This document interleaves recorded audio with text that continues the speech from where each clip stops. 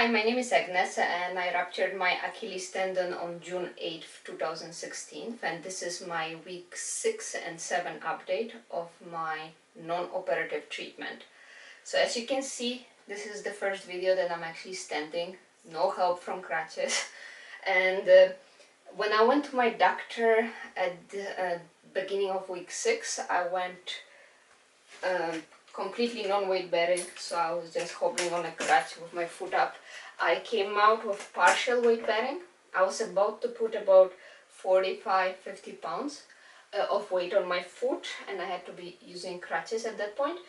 And about a week later, I realized when I'm walking, I was sort of not using the crutches. It was only like I was touching it to the ground just to make sound. So I realized I'm doing full weight bearing. So I immediately contacted my doctor and asked him if it's okay to start full weight bearing slightly earlier, and he agreed.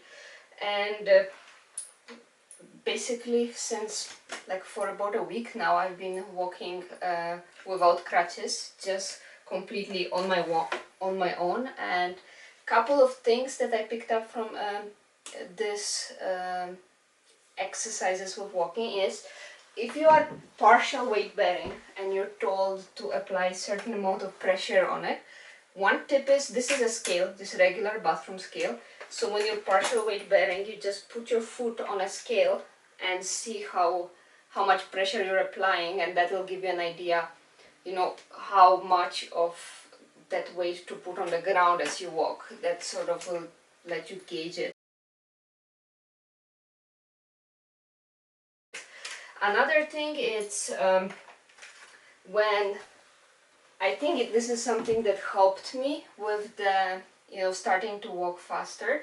It's that platform I'm wearing on my healthy leg on the shoe. It's called Even Up.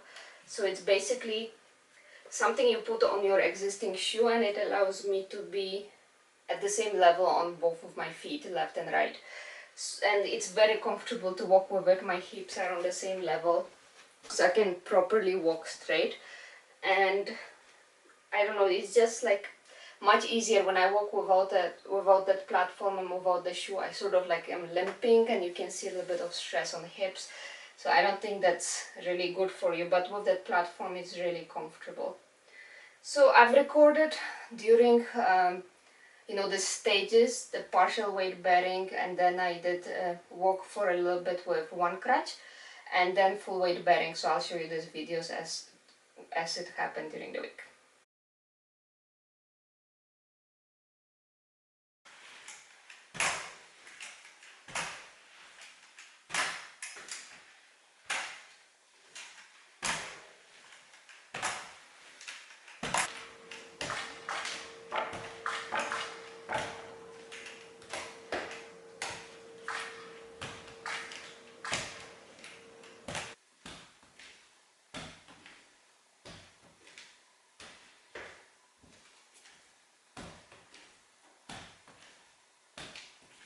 Another change in week 7 was my first session for my physical therapy.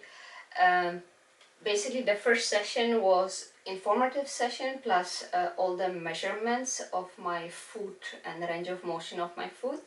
Since I cannot take my foot out of the boot and put any weight on it yet, there were not really many exercises other than ankle strengthening exercises and toes exercises.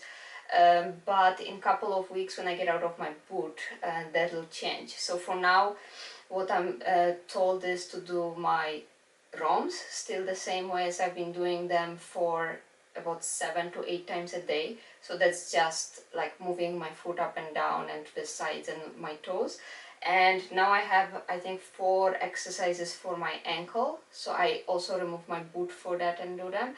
And I'll show little videos I have of these. And other than that, I got a couple of exercises for my back of my legs. That's something I asked for, and my hips. So I do them separately. I still work out almost every day. And another thing I got cleared of was using my stationary bike and rowing machine. So now I finally can break some sweat and actually warm up for my strength training that I'm doing almost daily. So let me show you the exercises now. Thanks.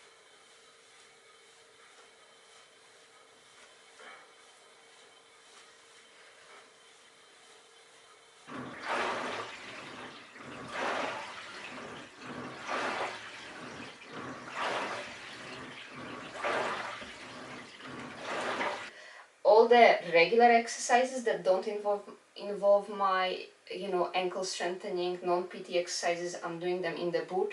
I just tighten all the straps on my foot even tighter to make sure that the angle that I'm in, it's still the same as in the boot, so like nothing in my boot moves. I'm still placed, there is one wedge in my boot, I'm at 10 degrees, so I'm still not flat completely. So I just want to make sure I'm still in this plantar flexion position as prescribed, and try to be as safe as possible.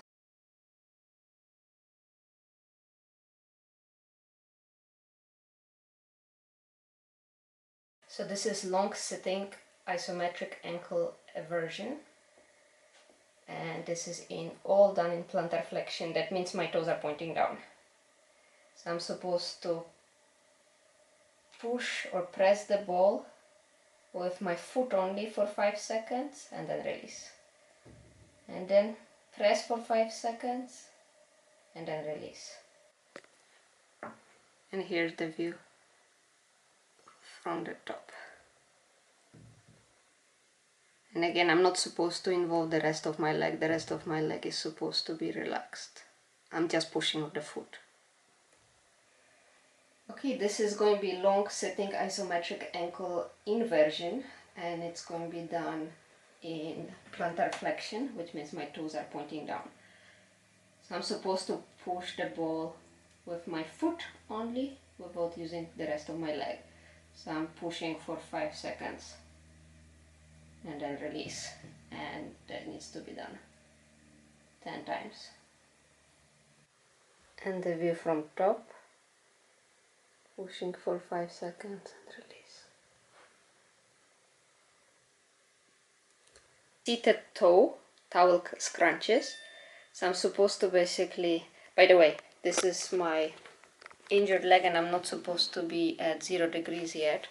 So this is the platform I'm putting my foot on. I just used the wedges from my boot that I haven't used.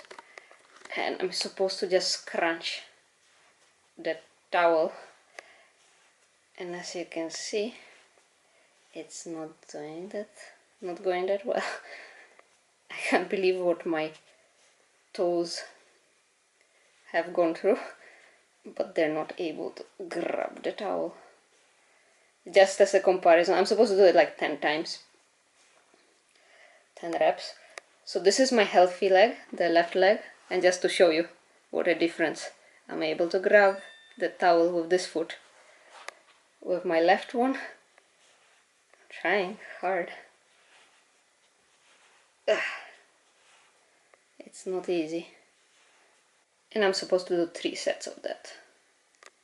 And the next exercise is isometric ankle in plantar flexion. It's like ankle push.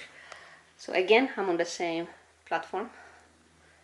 So I'm not in neutral. My foot is pointing, my toes are pointing down. And I'm supposed to, with my healthy foot, push on that foot. And with my right injured foot, I'm supposed to just push up. And just to make sure I'm not actually coming up. So I am completely in plantar flexion, and I'm supposed to push with my injured leg up for 5 seconds and then release. And I'm supposed to do 10 reps. And of course, I'm doing my ROM exercises the same as I started week 2. So that I'm still doing 7 to 8 times a day. And then side to side.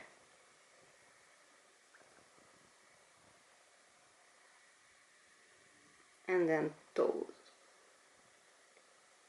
All in plantar flexion. Now I also started doing a little bit of toe squeezes.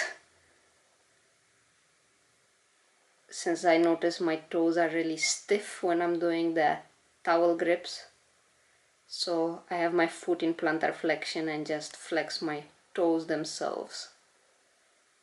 I hope that'll help loosen them up a little bit.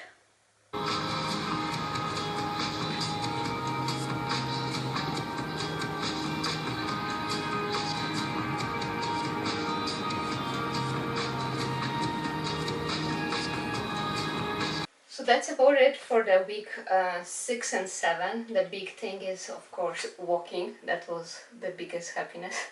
I unfortunately, or fortunately, retired my iWalk to that zero.